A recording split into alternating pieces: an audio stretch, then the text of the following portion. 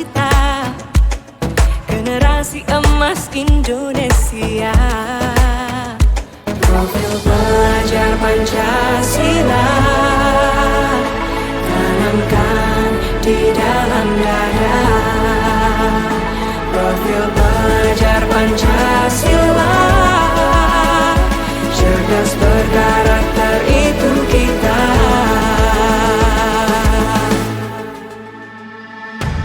Beriman dan bertakwa pada Tuhan Yang Maha Esa,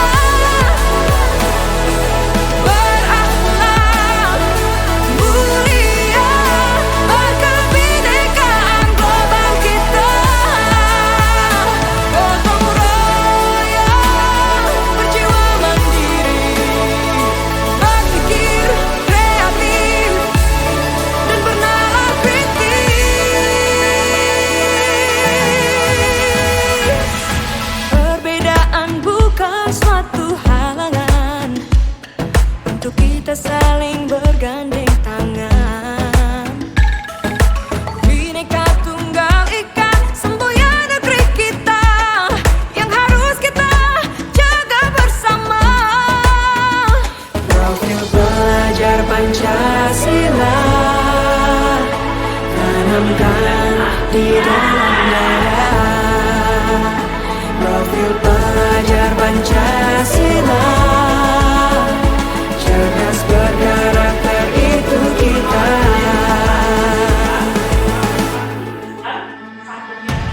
Beriman dan bertakwa pada Tuhan Yang Maha Esa, berakhlak. Berhak menyampaikan pendapatnya. Nanti sebentar pendapatnya. Oke, kita mulai dari yang paling ujung. Habibah, silakan Habibah tulis.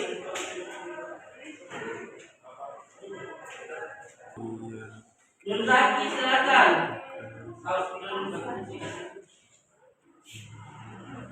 Nur Zaki mana? Supaya cepat. Nur Zaki.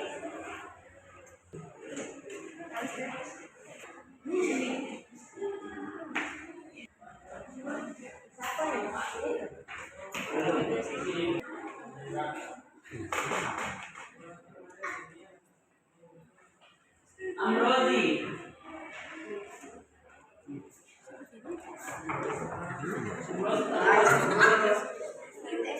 Terus untuk kita semua. Terima kasih semua sudah menuliskan dia punya pendapat tentang keyakinan kelas. Kita akan lihat di sini ada keyakinan.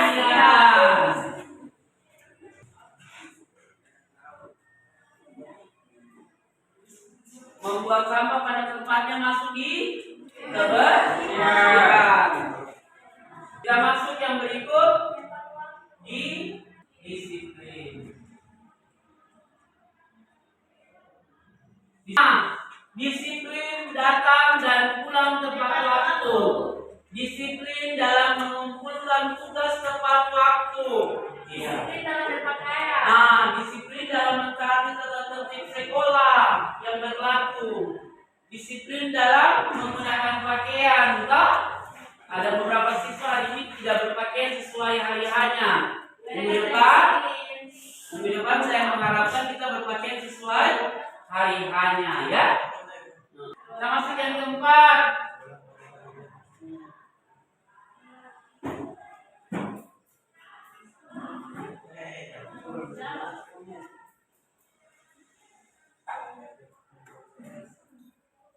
Ada tanggung jawab di sini?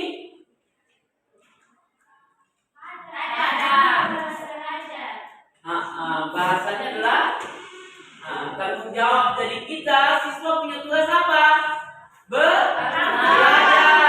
Karena tanggung jawab kepada mana? Guru, ada juga tugas Mana? di nomor 21. 21. Mengumpulkan dapur. Jadi dia ada hubungannya dengan tanggung jawab. Kenapa pertama kita harus bertanggung jawab kepada ketemu orang tua? Datang harus kita belajar betul-betul. Kalau datang hanya main-main saja, lalu tiba-tiba pulang saya dapat ilmu, kasihan. Sekolah saya gratis ya, 1 bulan kita harus bayar 50.000. Itu kalau betul orang tua ada uang. Hah? Datang betul-betul harus tanggung jawab tentang amanah orang tua untuk belajar di sekolah, harus betul-betul dapat ilmu. Ya, jadi pertama jangan jadi orang pemalas, tanggung jawab hubungannya, kemudian mengumpulkan tugas tepat waktu, mengerjakannya. Nah, ini juga tepat waktu dengan di sini.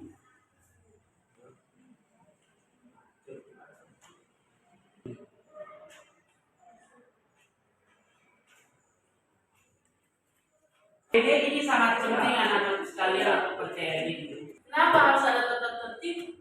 Supaya semua sama, tidak membedakan yang kaya yang miskin. Sehingga ada di sini.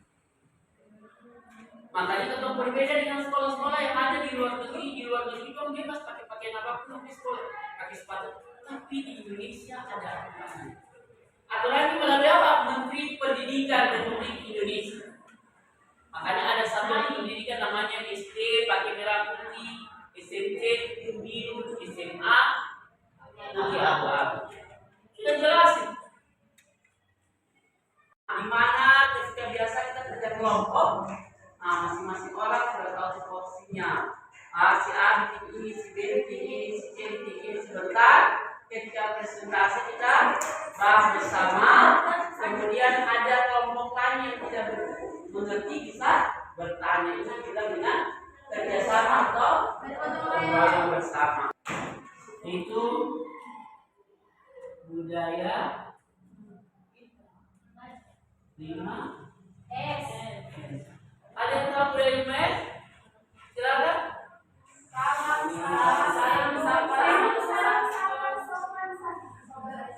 Senyum.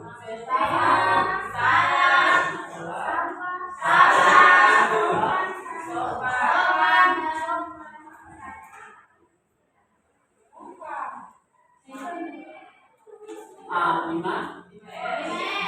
Kenapa perlu semua warga sekolah lihat ketika pagi-pagi Anda datang? Tadi ada beberapa guru sudah menyebutkannya di selamat pagi, selamat datang di sekolah kami.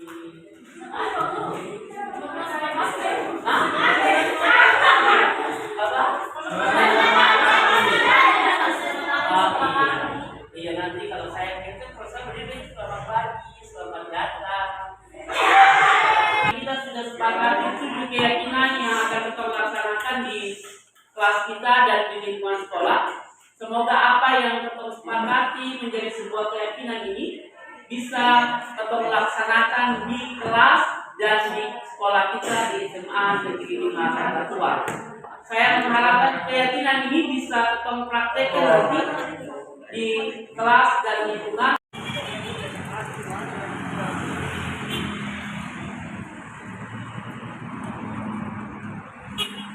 Selamat datang, selamat pagi, silakan.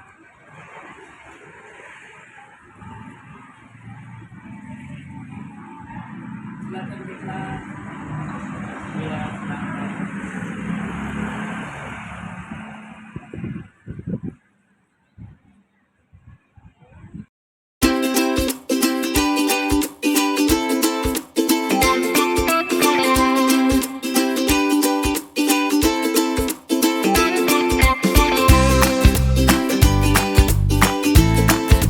Assalamualaikum warahmatullahi wabarakatuh. Waalaikumsalam. Selamat sore Bapak Ibu. Salam sejahtera untuk kita semua. Pertama saya mengucapkan terima kasih atas kehadiran Bapak Ibu, atas kehadiran di tempat ini untuk membantu saya menyelesaikan tugas calon guru penggerak angkatan 9 di modul 1.4. Kami diwajibkan membuat sebuah video berkaitan dengan berbagi positif. Hari ini saya akan memaparkan tentang tugas saya, apa yang saya laksanakan, ilmu yang saya dapat di calon guru penggerak. Bapak Ibu yang saya hormati, sebelumnya saya bukan maksudnya menggurui, tapi di sini kita saling berbagi. Apa apa yang saya dapat selama kurang lebih hampir 3 bulan saya mengikuti calon guru penggerak. Saya harus menyampaikan kepada 10 guru dan itu didokumentasikan pada sore hari ini dan nanti diupload di LMS.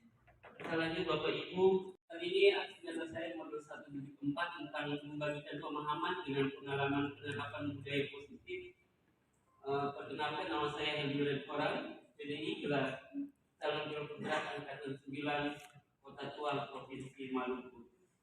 Silakan lanjut Pak. Hari ini saya berbagi positif. Di sini budaya positif adalah sebuah nilai kebajikan yang menjadi keyakinan dan pada akhirnya akan menjadi karakter atau ciri khas dari sebuah komunitas atau lembaga. Budaya positif di sekolah adalah nilai-nilai keyakinan dan kebiasaan-kebiasaan di sekolah yang berpihak pada siswa agar siswa dapat tumbuh dan berkembang menjadi pribadi yang bertanggung jawab, kritis, dan penuh hormat. Pengembangan budaya positif dapat menumbuhkan motivasi intrinsik dalam diri untuk menjadi pribadi yang bertanggung jawab dan berbudi pekerti luhur serta berakhlak mulia. Bapak Ibu, di sini kita akan sebuah ilustrasi tentang kita akan melakukan tentang Anda dan teman akan melakukan kegiatan. Cobalah buka. Anda adalah A dan tugas Anda adalah mengempalkan tangan, salah satu tangan Anda. Coba Anda bayangkan bahwa Anda menyimpan sesuatu yang sangat berharga di dalam kepalan tangan. Jadi ini diibaratkan kita diamanai sebuah tanggung jawab. Lalu nanti ada teman Anda, nanti di situ dikatakan bahwa teman Anda si B ini akan berusaha untuk bagaimana supaya kepalan tangan itu akan terbuka. Nanti kita baca bersama di sini bahwa Anda menyimpan sesuatu yang sangat berharga dalam kepalan tangan Anda. Anda perlu menjaga benda tersebut sekuat tenaga Anda. Jadi kita diminta untuk menjaga amanah itu jangan sampai terbuka. Kemudian karena begitu pentingnya Anda untuk kehidupan Anda, tugas D atau merekam Anda adalah mencoba dengan segala cara untuk membuka kepalan tangan Anda. Teman B Anda boleh membujuk, menghardik, mengintimidasi, memarahi, menggoda, dan mengeritik, bahkan menawari Anda uang agar Anda bersedia membuka kepalan tangan Anda. Jadi ini tetap diibaratkan kita diamani sebuah tanggung jawab. Di situ pasti ada berbagai macam tantangan, hambatan, rintangan. Dikatakan itu bahwa sampai dimarahi, diintimidasi, tapi kita tetap mengepalkan tangan sekuat tenaga karena amanah itu sangat perlu dipegang, Bapak Ibu. Coba barangkali nanti saya minta tanggapan daripada sebuah kisah yang tadi saya sudah sampaikan. Jadi ini memang sebuah harus kita praktekkan tentang permainan ini, tapi nanti saya minta Bapak Ibu menanggapi berkaitan dengan permainan buka tangan tutup. Jadi ilustrasinya si A dan si B. Si A punya tanggung jawab mengepalkan tangan, si B punya tanggung jawab berusaha sekuat tenaga agar si A punya tangan terbuka. Saya bisa minta beberapa ibu atau bapak untuk menanggapi permainan ini, silahkan.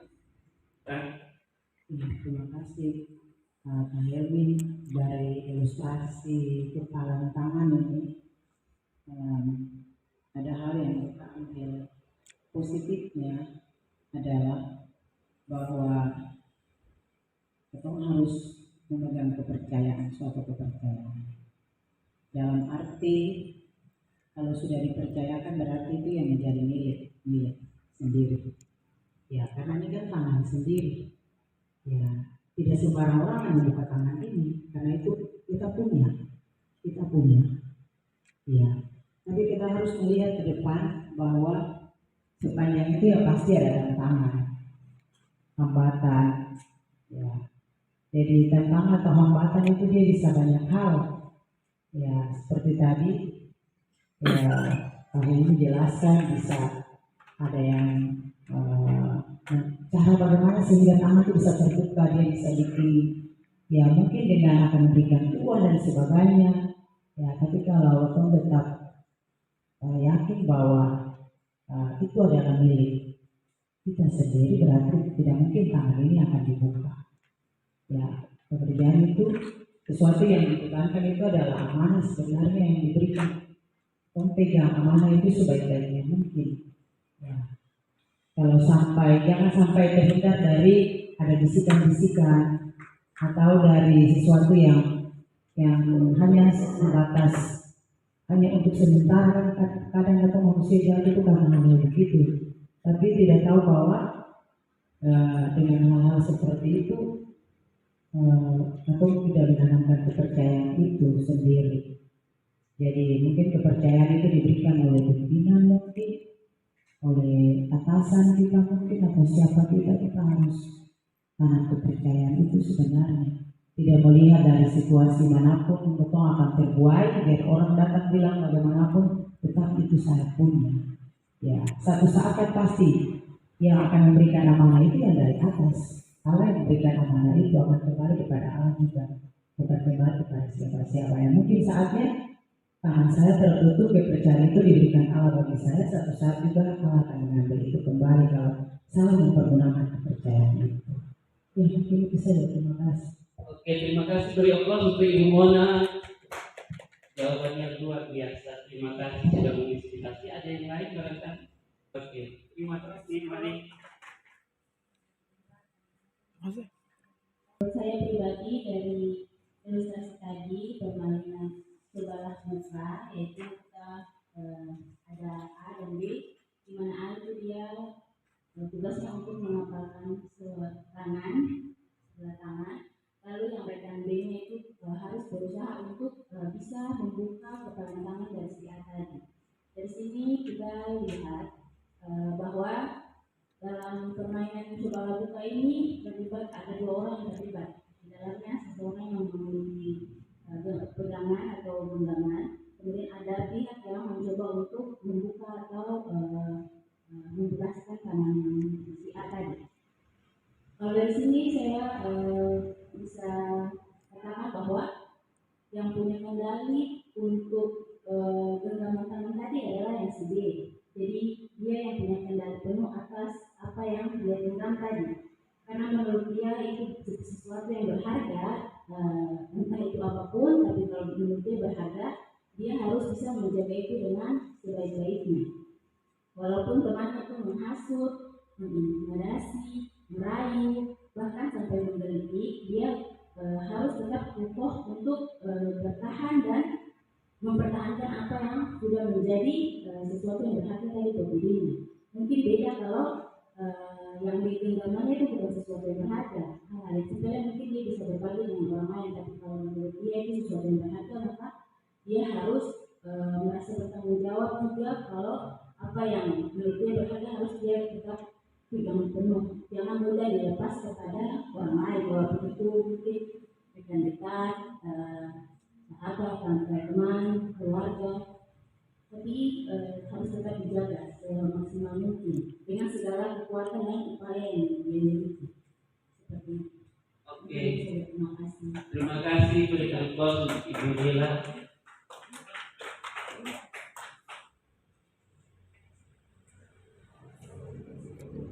Silakan banyak.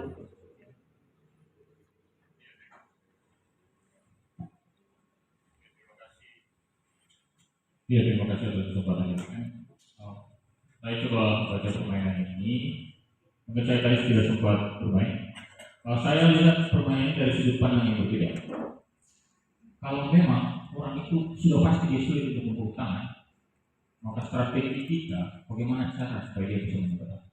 Biasa kalau prinsip saya karena misalnya sudah pasti dia akan berusaha membuka. Misalnya ya, ada orang antara genggam buat sesuatu. Kalau kita berikan ini uang, pasti dia akan buka tangan. Jadi kalau saya lihat permainan itu, secara umum bahwa seseorang akan menjaga apa apa yang menjadi sesuatu yang berharga bagi dia. Tetapi sesuatu yang berharga itu bagaimana cara kita untuk bisa membuka, itu yang menjadi strategi kita. Jadi kalau tadi dia mungkin lihat dari sudut pandang bahwa masing-masing orang punya kendali atas diri. Tetapi kalau saya lihatnya dari sisi yang berbeda, bahwa saya bisa mempengaruhi orang untuk membuka tangan dia dengan cara misalnya susah untuk membuka tangan. Ini saya punya uang, saya mau berikan untuk kamu. Sudah pasti dia akan mengambil dengan cara membuka tangan. Dengan sendirinya dia akan membuka. Itu terlalu strategi. Mungkin itu dari saya. Terima kasih Pak Yemi. Terima kasih, berikan aplaus untuk Pak John. Semakin menarik Bapak Ibu. Yang perlu saya ingatkan bahwa fungsi kontrol itu berada di diri kita masing-masing. Yang menentukan suka dan tutup itu adalah diri kita. Kembali ke diri kita masing-masing. Yang menentukan, karena yang tadi dikatakan bahwa dia menggenggam sebuah rahasia dan amanah. Kita kembali ke lingkungan kita, yaitu sebagai guru. Tentu saja di lingkungan kita bekerja, tentu saja ada pekerjaan-pekerjaan atau amanah yang diberikan oleh pimpinan kita untuk melaksanakan tugas dan tanggung jawab. Tetapi di balik pekerjaan itu tentu saja pasti ada hambatan, rintangan dan halangan untuk menggagalkan daripada tanggung jawab itu. Barangkali ilustrasinya seperti itu Bapak Ibu. Bisa dilanjut Pak? Bapak Ibu, di positif merupakan pendekatan mendidik anak untuk melakukan kontrol diri dan pembentukan kepercayaan diri. Penerapan disiplin positif di sekolah dapat dilakukan dengan membuat kesepakatan kelas. Dalam membuat kesepakatan kelas ini dibutuhkan ketertiban antar guru dengan siswa untuk saling menyepakati bagaimana kondisi kelas yang diinginkan. Barangkali hampir semua kelas sudah membuat kesepakatan kelas, dan yang lebih konkret barangkali harus kita buat ke keyakinan kelas, karena lingkaran kecil itu adalah kesepakatan kelas, lingkaran yang besar adalah keyakinan kelas. Jadi keyakinan kelas berlaku selama dia berada di lingkup sekolah. Seperti itu Bapak Ibu. Lanjut Pak. Ini teori kontrol yang dikemukakan oleh Dr. William Glasser. Ilustrasi kontrol murid. Pada dasarnya kita dapat memaksa murid untuk berbuat sesuatu jikalau murid tersebut memilih untuk tidak melakukannya, walaupun tampaknya guru sedang mengontrol perilaku murid. Hal demikian terjadi karena murid sedang mengizinkan dirinya dikontrol. Saat itu bentuk kontrol guru menjadi kebutuhan dasarnya yang dipilih murid tersebut. Teori kontrol menyatakan bahwa semua perilaku memiliki tujuan, bahkan terdapat perilaku yang tidak disukai. Lanjut Pak.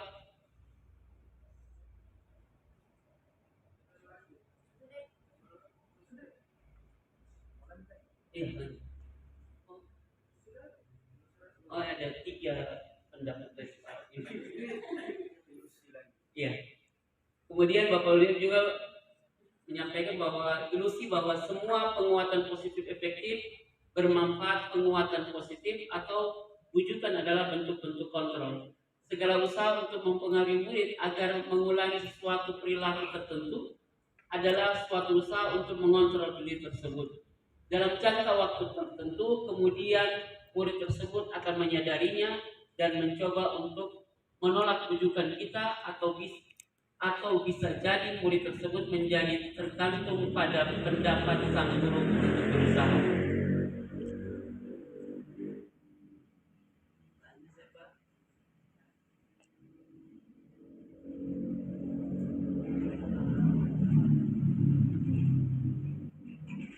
Teori kontrol menurut Dr. William Glasser mengajarkan kita bahwa guru tidak dapat mengontrol siswa sesuai dengan keinginannya.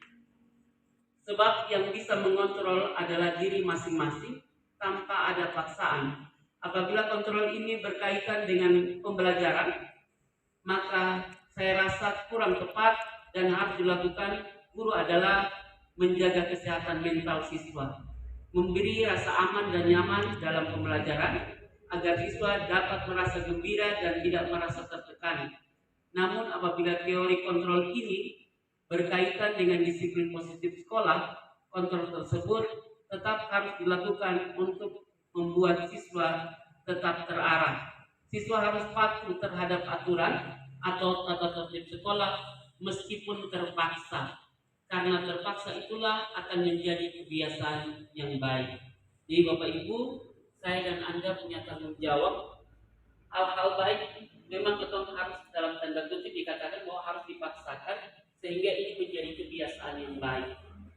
Contoh, saya sering mengatakan bahwa tadi sebelum kalian meninggalkan rumah, siapakah yang mencium tangan kedua orang tua? Hampir 80% siswa mengatakan tidak.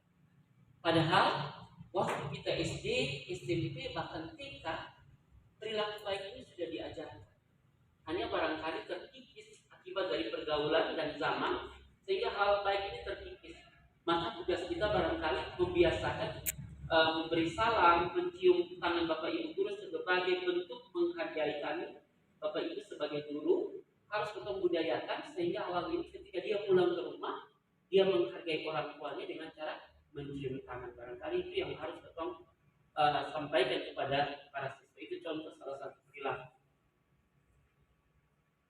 Berikut ini adalah sebagai seorang pendidik, saat Anda perlu hadir di suatu pelatihan ini, nanti sebentar Bapak Ibu saya tanya, minta maaf saya harus meminta Bapak Ibu untuk berkomentar, walaupun sebenarnya hal ini saya rencanakan tadi hanya 10 orang, tapi saya bersyukur ada penambahan walaupun tidak direncanakan, tapi karena sesuatu yang baik perlu berbagi untuk Bapak Ibu. Di ini Bapak Ibu bisa baca, nanti sebentar saya minta komentar dan pendapatnya.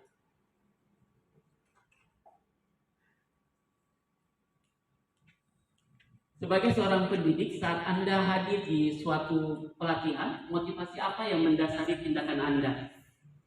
Yang pertama, apakah Anda hadir karena tidak ingin ditegur oleh pihak panitia atau pengawas Anda dan mendapatkan surat teguran, menghindari ketidaknyamanan dan hukuman? Yang kedua adalah opsi yang kedua, Anda ingin dilihat dan dipuji oleh lingkungan Anda atau mendapat penghargaan dari kepala sekolah, mendapatkan imbalan atau penghargaan dari orang lain. Opsi yang ketiga adalah Anda ingin menjadi pembelajar sepanjang hayat, menjadi orang berusaha dan bertanggung jawab, serta menghargai diri Anda sendiri sebagai teladan bagi murid-murid Anda, guru-guru Anda, serta lingkungan Anda karena Anda terpercaya. Tindakan Anda sebagai pemimpin pembelajaran akan menjadi panutan oleh guru di lingkungan Anda. Manakah motivasi yang paling kuat mendasari tindakan Anda? Silakan Bapak Ibu, siapa yang mau memberikan? Silakan Ibu Del.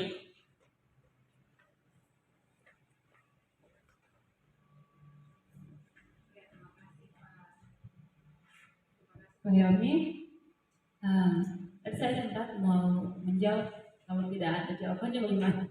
Tapi setelah dilihat baik-baik, mungkin saya termasuk di bagian yang ketiga. Ini lebih ke bagian pertamanya ya. Anda ingin menjadi pembelajar sepanjang hayat. Memang karena kebetulan memang orangnya suka belajar memang. Jadi tanpa harus dipaksa-paksa juga, tanpa harus di mana-mana, mungkin karena harus apa lihat gitu ya. Tidak, tapi memang karena memang dasarnya suka belajar.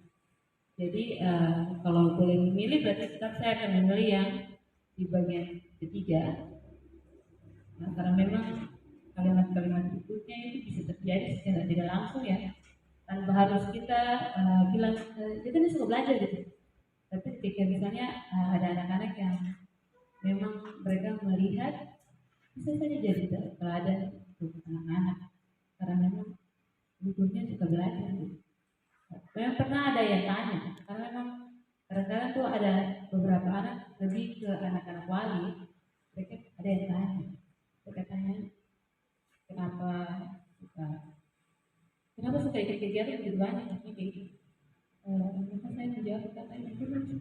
aja. Itu aja. Jadi pilihan ini saya lebih ke jawaban ketiga. Oke, terima kasih Ibu Nel. Berikan aplaus untuk Ibu Nel. Ada lagi yang lain berbeda pendapat dengan Ibu Nel? Saya persilahkan.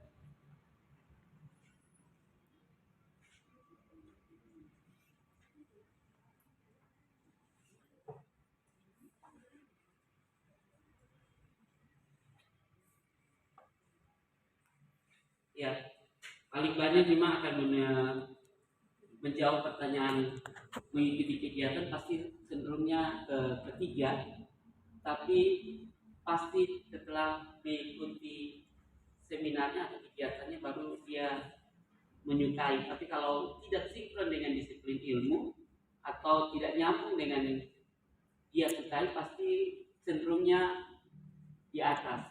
Poin pertama, ini kenyataan yang terjadi di lapangan, karena kebanyakan biasanya ketika kita ditunjuk mewakili sekolah barangkali yang paling penting biasanya kita lihat apakah dia sinkron dengan disiplin ilmu atau tidak. Biasanya seperti itu, dan ketika dia tidak menyukai pasti dia takut karena ini perintah atasan, pasti dia mengikuti apa yang diperintahkan oleh pemimpin. Tapi Bapak Ibu perlu mengingatkan kembali bahwa pembelajaran sepanjang hayat ini tugas kita sebagai guru, kita harus dimana saja kita harus belajar dan menuntun murid-murid kita menjadi baik. Membiasakan budaya positif itu sangat perlu, dan semua warga sekolah harus bekerja sama untuk membudayakan budaya positif ini di lingkungan kita di SMA Negeri 5. Bisa dilanjut, Pak?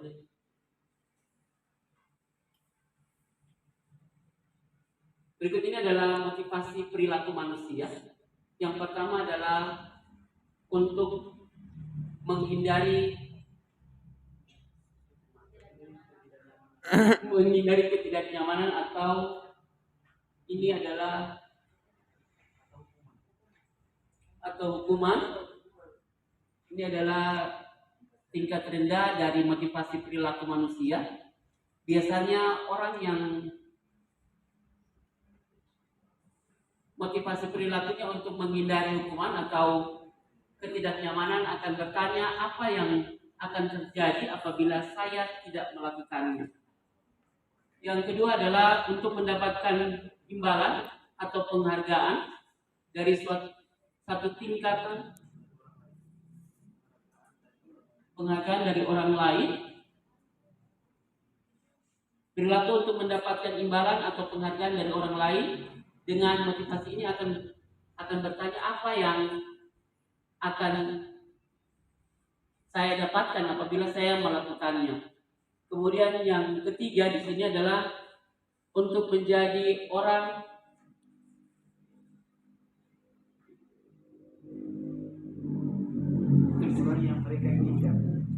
yang mereka inginkan dan menghargai diri sendiri. Itu adalah motivasi perilaku manusia, Bapak Ibu. Berikut ini adalah 5 kebutuhan dasar manusia. Jadi kita punya siswa dan kita semua, pertama adalah butuh penguasaan, kemudian kasih sayang dan rasa diterima, kemudian kesenangan dan kebebasan, kemudian yang terakhir adalah bertahan hidup. Bapak Ibu, kita nonton video sedikit.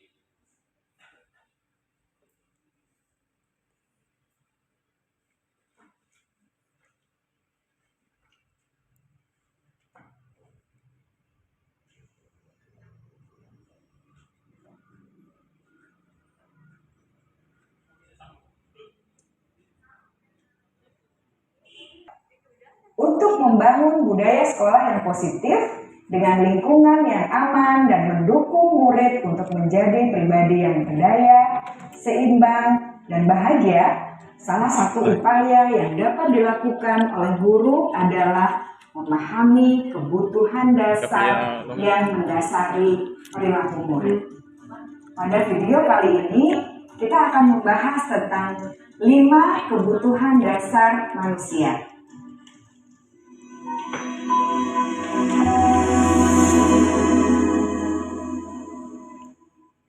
Ki Hajar Dewantara dalam salah satu kutipannya menyatakan, kita ambil contoh perbandingannya dengan hidup tumbuh-tumbuhan.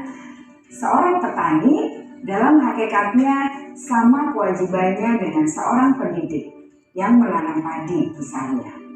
Hanya dapat menuntun tumbuhnya padi. Ia dapat memperbaiki kondisi tanah, memelihara tanaman padi, memberi pupuk dan air, membasmi ulat-ulat atau jamur-jamur yang mengganggu hidup tanaman padi, dan lain sebagainya. Ketika guru memahami kebutuhan apa yang mendasari perilaku murid, dan guru berusaha menuntun dan mendukung murid dalam memenuhi kebutuhannya secara positif, pada hakikatnya guru tersebut ibarat seorang petani yang sedang berusaha memahami kebutuhan masing-masing tanaman, dan ia berusaha memenuhi kebutuhan tanaman tersebut agar dapat tumbuh dengan subur dan maksimal. Dr. William Glasser, seorang psikiater dari Amerika Serikat, menyatakan bahwa seluruh tindakan manusia memiliki tujuan tertentu, yaitu memenuhi kebutuhan dasarnya. Ketika kelima kebutuhan dasar telah terpenuhi secara memadai, maka murid akan tumbuh dengan seimbang dan bahagia. Sebaliknya, ketika kebutuhan dasar tidak terpenuhi dengan baik, maka seseorang akan mengalami emosi negatif seperti bosan, sedih, dan kecewa. Bahkan mereka dapat melakukan perbuatan yang bertentangan dengan nilai-nilai kebajikan atau melanggar peraturan. Dengan kata lain, perilaku buruk seseorang biasanya adalah respons dari kebutuhan yang tidak terpenuhi. Namun, mereka tidak tahu cara untuk menyampaikannya. Ada 5 kebutuhan dasar manusia menurut Dr. William Glasser, yaitu yang pertama, kebutuhan untuk bertahan hidup atau survival. Yang kedua, kebutuhan untuk merasa diterima atau love and belonging. Yang ketiga, kebutuhan akan kebebasan atau freedom. Yang keempat, kebutuhan akan kesenangan atau fun. Dan yang kelima, kebutuhan akan penguasaan atau power.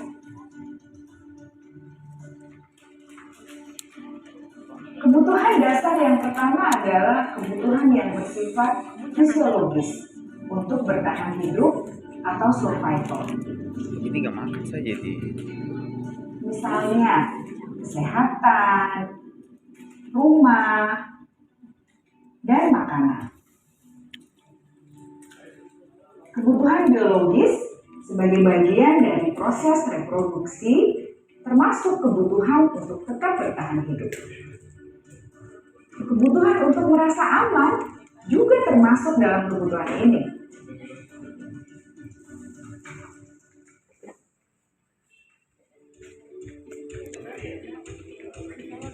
Agar murid dapat belajar dengan baik, kebutuhan mereka akan rasa aman, pangan, sandang, dan papan harus terpenuhi. Bagaimana mungkin mereka dapat belajar dengan baik bila mereka datang ke sekolah dengan perut yang lapar atau bila rumah mereka kebanjiran?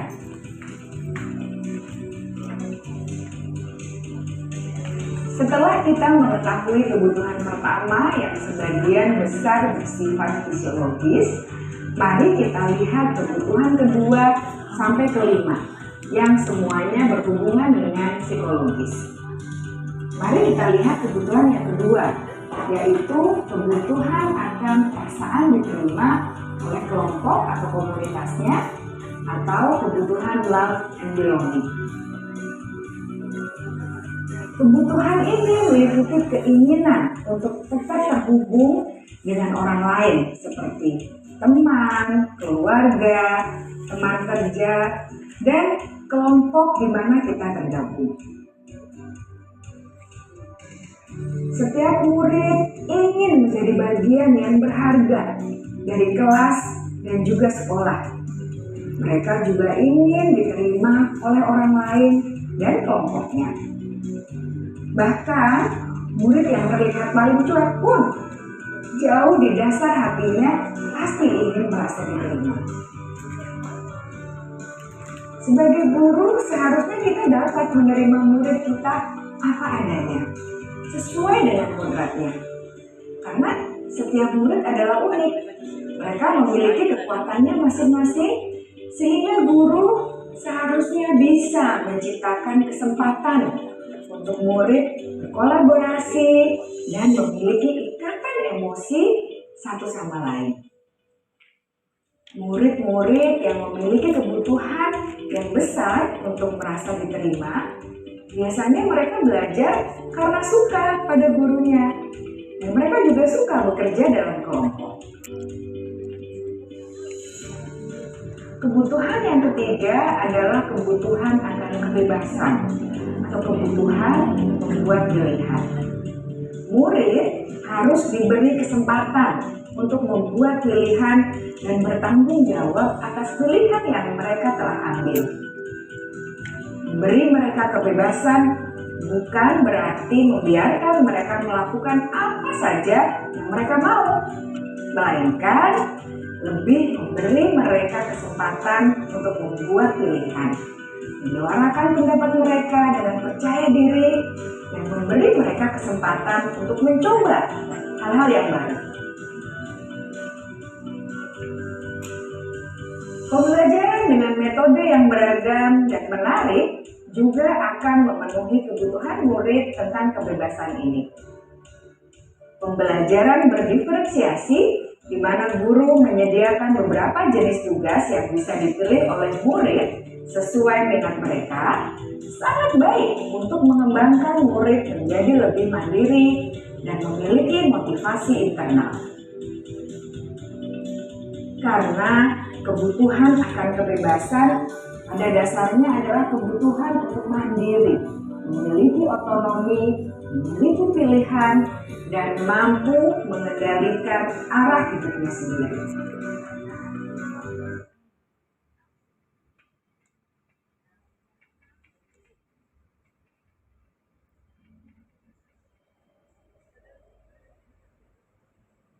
Itu kita kasih lewat saja karena Pak Sekolah mau mulai rapat, jadi kita kasih lewat saja. Kurang bermalam. Itu ada yang rapat tadi Pak Peter. Hikmahnya.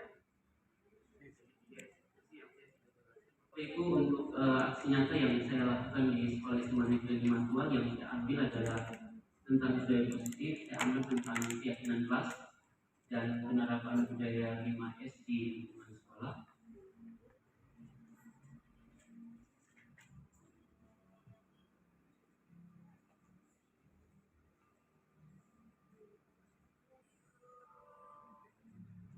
Ini dokumentasi yang saya buat kemarin.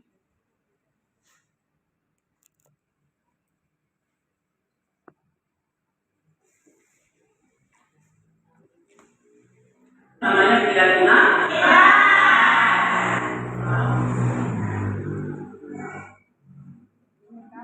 Tempat namanya tidak guna.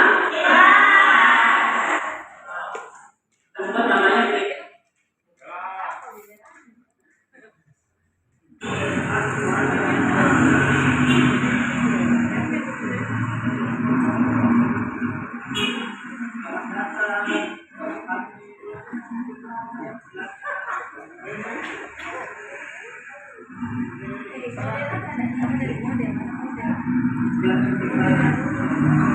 Iya.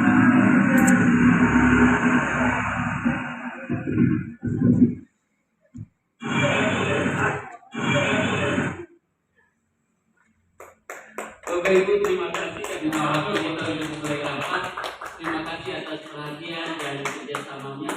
Semoga budaya positif baik ini bisa dikembangkan dan bisa dilaksanakan di lingkungan SMA 5 Tua. Dari kata, apabila ada kata yang kurang berkenan, mohon maaf. Saya terima kasih. Assalamualaikum warahmatullahi wabarakatuh. Selamat sore, salam sejahtera untuk kita semua. Selamat sore. Dari